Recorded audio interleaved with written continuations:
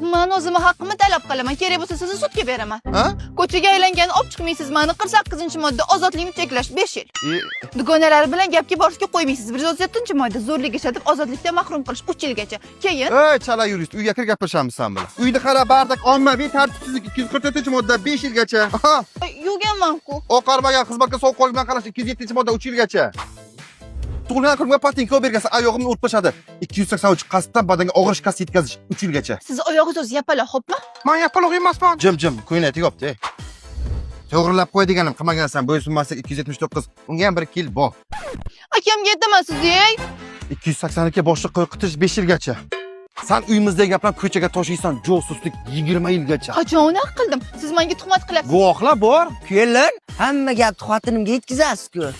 Amaki yaxshimisiz? Qarashcha. Meni nash satsoqlarimni ichgansan, o'g'irlik 169 2 yilgacha. Mana qancha narsa kerak, oling. Menga pora taklif qilma. Har kuni dugonlaring bilan g'iybatlashasan, 242-modda jinoiy uyushma tashkil qilish 15 dan 20 yilgacha gruppaga ketasizlar. Men bechora senda jinoyatchi bilan qanday yashab yuribman, e? Men hazillashgandim-ku. O'zing boshlading, men bir maydalashmay. Hayotim. Yo'q, qale.